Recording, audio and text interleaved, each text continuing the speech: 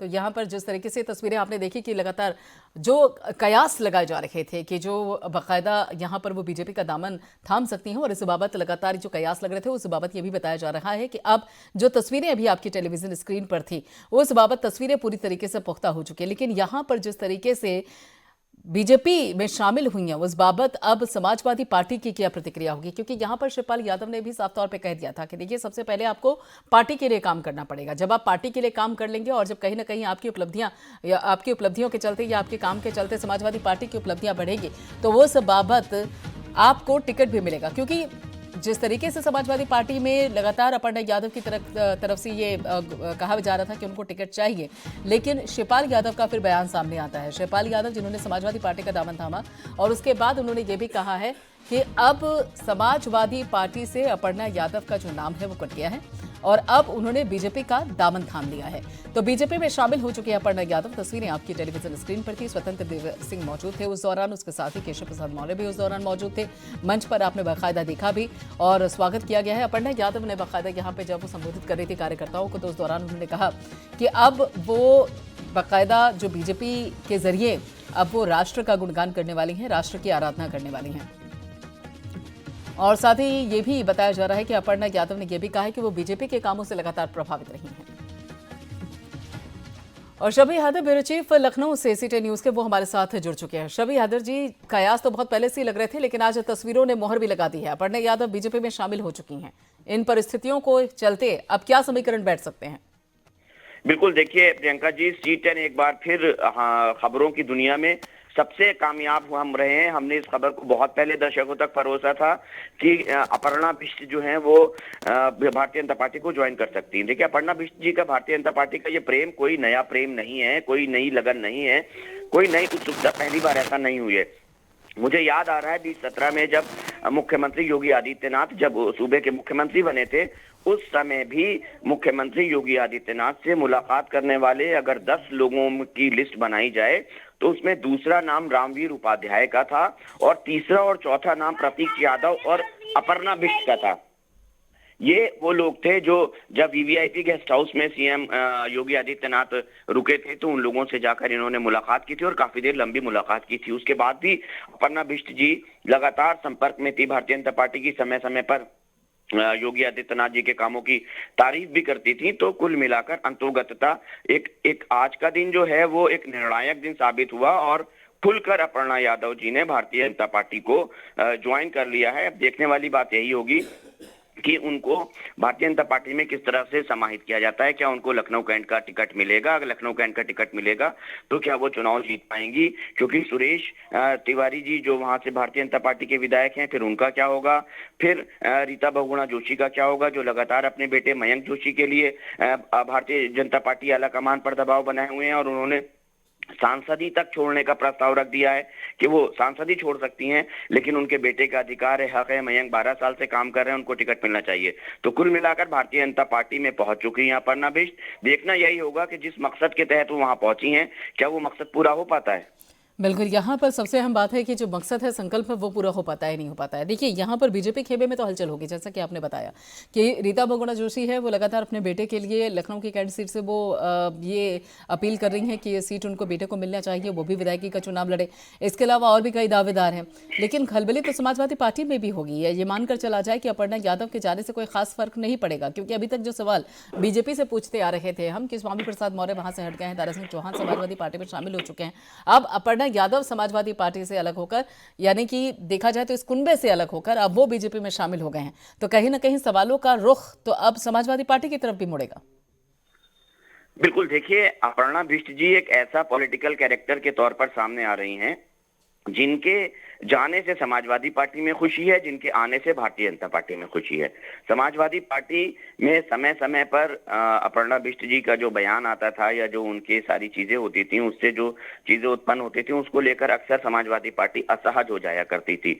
तो ये तो माना जा रहा था कि समाजवादी पार्टी की राजनीति में अपर्णा यादव किनारे हैं, उनका उतना कोई महत्व नहीं है, उनकी कोई इतनी ज्यादा जो राजनीतिक आंदोलन है या जो राजनीतिक सरगर्मियां हैं उसमें उनकी उतनी ज्यादा पूछ नहीं है। लखनऊ कैंट से उनको जरूर समाजवादी पार्टी ने जो है वो टिकट दिया था, पूरे दमखम से उनको चुनाव लड़ाया था, लेकिन वो वहां पर भारतीय जनता पार्टी के कैंडिडेट के आगे टिक नहीं सकी और उनको हार का मुंह देखना पड़ा। तो कुल मिलाकर हम यही कह सकते हैं प्रियंका जी कि क्या एक मेनका गांधी दोबारा जन्म ले रही हैं, क्योंकि ठीक इसी तरीके से मेनका गांधी जो कांग्रेस की जो आंतरिक राजनीतिक सरगर्मियां हुआ करती थी और उसके बाद मेनका गांधी को भी जो है वो थोड़ा सा वो साइडलाइन हुई, गांधी परिवार के होने के बावजूद भी वो भारतीय जनता पार्टी में पहुंची और वहां की राजनीति उन्होंने की और आजकल वहां पर भी वो उनको कार्य समिति से बाहर निकाल दिया गया है और बहुत सारी चीजें हो रही हैं। वरुण गांधी के दोबारा कांग्रेस में आने की संभावनाएं पनप रही है। तो देखना यही होगा कि क्या अपर्णा बिष्ट जी जिन मूल्यों के साथ, जिन महत्वाकांक्षाओं के साथ, जिस राजनीति को, अपनी राजनीति को आगे बढ़ाने के साथ भारतीय जनता पार्टी में पहुंची हैं, वहां पर उनके साथ क्या होगा, किस तरीके का व्यवहार होगा, क्या उनको टिकट मिलेगा। सबसे बड़ी बात तो, सबसे पहली बात यही कि क्या उनको टिकट मिलेगा लखनऊ कैंट का, और यदि अगर लखनऊ कैंट का टिकट मिलेगा तो जो भारतीय जनता पार्टी का जो दूसरा खेमा है, जो आंतरिक खेमा है, जो लखनऊ कैंट से अपनी दावेदारी को पेश कर रहा है, वो उनका सपोर्ट करेगा या नहीं करेगा, ये देखने वाली बात होगी। बिल्कुल, ये भी एक बाकायदा देखा जाए तो ये एंगल है। लेकिन आपने जैसे कि एक शब्दों का इस्तेमाल किया कि देखिए अपर्णा यादव के बीजेपी में जाने से समाजवादी पार्टी में भी खुशी है, क्योंकि कई बार हमने देखा भी है बाकायदा, कई बार वो सीएम योगी आदित्यनाथ के कामों को लेकर बाकायदा उनके संकल्प लेकर भी तारीफ उनकी कई बार कर चुकी है। तो ऐसे में समाजवादी पार्टी उस दौरान काफी असहज हो जाती थी। तो ऐसे में समाजवादी पार्टी में खुशी है कि अपर्णा यादव बीजेपी में गई है और बीजेपी खेमे में भी काफी खुशी है। लेकिन बीजेपी खेमे में अपर्णा यादव के आने की वजह से जिन लोगों का टिकट कटेगा या जो लोग प्रभावित होंगे उनमें तो खुशी नहीं है। तो ऐसे में क्या मानकर चला जाए कि ये जो पैतरा है या फिर ये जो दाव है बीजेपी का, वो कहीं ना कहीं बीजेपी के लिए कुछ हद तक नुकसानदायक भी हो सकता है। अपर्णा यादव का वेलकम करना कई लोगों के एग्जिट का कारण भी बन सकता है क्या शबी हैदर जी? बिल्कुल बिल्कुल प्रियंका जी, आप बिल्कुल सही, बहुत ही बड़ा सवाल है, बहुत ही अच्छा सवाल है और वक्त की नजाकत को देखते हुए इस समय का सबसे प्रासंगिक सवाल यही है। क्योंकि अगर हम लखनऊ की बात करें तो लखनऊ कैंट जो है वो मुख्य लखनऊ लोकसभा के तहत आता है। लखनऊ कैंट, लखनऊ उत्तर, लखनऊ पश्चिम और लखनऊ पूरब। तो इन 5 सीटों पर जो अगर हम राजनीतिक घमासान देखें तो यहाँ पर नीरज वोरा हैं, लखनऊ उत्तर से चुनाव जीते थे। लखनऊ पश्चिम से सुरेश श्रीवास्तव चुनाव जीते थे, उनका निधन हो चुका है। वहां पर कौन चुनाव लड़ेगा, वहां पर भी काफी अंतर विरोध है। अगर हम लखनऊ कैंट की बात करें, वहां से सुरेश तिवारी चुनाव जीते थे। अब सुरेश तिवारी मौजूदा विधायक है, उनका क्या टिकट कटेगा, क्योंकि वो संगठन में जो है वो बहुत महत्वपूर्ण भूमिका भी निभा रहे हैं, विधायक भी हैं, लगातार जनता के बीच में रहते हैं। कुल मिलाकर लखनऊ पूर्व की अगर बात करें, आशुतोष टंडन गोपाल जी हैं, वो वहां से अपनी सीट बदलकर उत्तर आना चाहते हैं। लखनऊ मध्य में इस वक्त ब्रजेश पाठक हैं, मौजूदा मंत्री हैं, वो भी अपनी सीट बदलकर लखनऊ बीकेटी से चुनाव लड़ना चाहते हैं। तो कुल मिलाकर ऐसे में एक नया मोर्चा भारतीय जनता पार्टी में खुल रहा है। लखनऊ कैंट एक सुरक्षित सीट थी, कहा जाता था कि भारतीय जनता पार्टी की परंपरागत सीट है, वहां पर कोई भी चुनाव लड़ेगा बीजेपी के टिकट से तो वो चुनाव जीत जाएगा। लेकिन इधर मौजूदा समय में जो राजनीति है, जो राजनीति परिदृश्य है, वो बदला है और जिस तरह से समाजवादी पार्टी के पक्ष में माहौल बन रहा है, उसको देखकर कहा जा सकता है लखनऊ कैंट में भी जो लड़ाई होगी वो जबरदस्त लड़ाई होगी भारतीय जनता पार्टी और समाजवादी पार्टी के बीच में। तो कुल मिलाकर अपर्णा यादव के भारतीय जनता पार्टी में जाने से एक और नया मोर्चा खुलता हुआ दिखाई दे रहा है उत्तर प्रदेश की राजधानी लखनऊ के परिदृश्य में। बिल्कुल, यहाँ पर अगर देखा जाए तो बीजेपी खेमे में कहीं ना कहीं अपर्णा यादव की जो एंट्री है वो कुछ लोगों के लिए मुश्किल हो सकती है और कहीं ना कहीं शीर्ष नेतृत्व के लिए भी मुश्किल हो सकती है। देखिए शबी हैदर जी, अपर्णा यादव बीजेपी में पहुंच गई हैं, बाकायदा तस्वीरें भी इस बाबत सामने आ गई, मोहर भी लग गई। अपर्णा यादव के लिए तो चलिए हम मान लेते हैं कि अगर उनको लखनऊ कैंट से सीट मिलती है, विधानसभा चुनाव लड़ने का मौका मिलता है तो उनके लिए फायदे का सौदा है। लेकिन अपर्णा यादव का बीजेपी में शामिल होना बीजेपी के लिए किस हद तक फायदेमंद साबित हो सकता है? बिल्कुल, देखिए एक जो मनोवैज्ञानिक दबाव था भारतीय जनता पार्टी के ऊपर, चाहे वो स्वामी प्रसाद मौर्य को लेकर है, चाहे वो दारा सिंह चौहान को लेकर है, उस मनोवैज्ञानिक दबाव से बाहर निकलने की कोशिशों में अपर्णा जी को भारतीय जनता पार्टी ज्वाइन कराया गया है। लेकिन मैं यहाँ पर एक बात फिर ये कहूंगा कि अपर्णा बिष्ट जी ने कभी अपना सरनेम अपने पास से नहीं हटाया। वो आज भी अपना बिष्ट जो उनका सरनेम है उसको कैटर करती हैं, उसको पहले लिखती हैं और प्रतीक यादव जी से जो उनको सरनेम मिला है वो बाद में लिखती हैं। तो कुल मिलाकर जो आज अपर्णा जी की पहचान है वो अपर्णा बिष्ट के तौर के ऊपर है। मुलायम सिंह यादव जी के परिवार या यादव फैमिली की वजह से उनकी पहचान ना उन्होंने बरकरार रखना चाहिए है और ना ही उनकी पहचान इस कैरेक्टर पर है।